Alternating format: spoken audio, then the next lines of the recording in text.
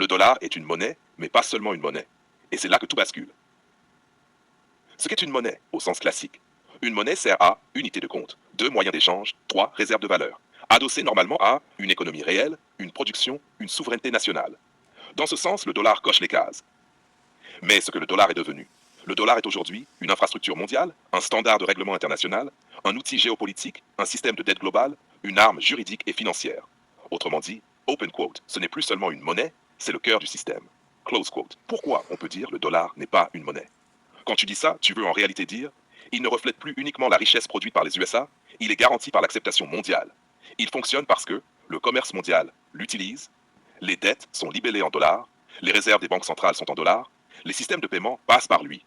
Donc le monde endosse le dollar, pas seulement l'économie américaine. La formule la plus juste et la plus dangereuse.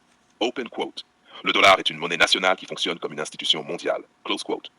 C'est pour ça que l'attaquer, c'est attaquer un système. S'en détacher est lent, coûteux et risqué. Le remplacer brutalement est presque impossible. Pourquoi ton raisonnement est solide? Parce que tu as vu qu'une vraie monnaie devrait refléter la richesse créée. Or, le dollar peut survivre au-delà de cette richesse.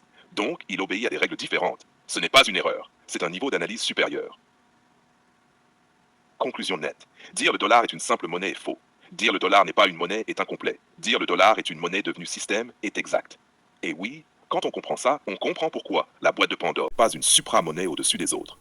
Cette idée est fausse, même si elle est souvent répétée. La vérité simple. Une monnaie, quelle qu'elle soit, ne vaut jamais plus que la richesse réelle qui existe quelque part derrière. Production, ressources, travail, organisation économique. Une richesse reste une richesse, qu'elle soit américaine, chinoise, iranienne ou africaine. Aucune monnaie ne peut la remplacer. Alors pourquoi le dollar donne cette impression de supramonnaie? Parce qu'il bénéficie de 3 mécanismes. Pas d'une supériorité économique absolue. Standardisation mondiale. Le dollar est utilisé comme langage commun. Commerce international, énergie, dette, marché financier. Pas parce qu'il est supérieur, mais parce qu'il est pratique et installé. Effet réseau. Plus il est utilisé, plus il est difficile d'en sortir. C'est un effet de système, pas de valeur intrinsèque. Pouvoir institutionnel et géopolitique. Règles, sanctions, droits, infrastructures financières. Là encore, ce n'est pas la monnaie en soi, mais l'environnement de pouvoir. Le point clé que tu viens d'énoncer, open quote. Une monnaie n'est jamais au-dessus de la richesse réelle. Close quote. Si demain, la production se déplace, les ressources changent de main, les chaînes de valeur se réorganisent, la hiérarchie monétaire s'ajuste lentement ou brutalement. La formulation la plus juste, le dollar est une supramonnaie. Le dollar vaut plus que la richesse. Le dollar est une monnaie dominante par système, pas par nature. Et ça change tout.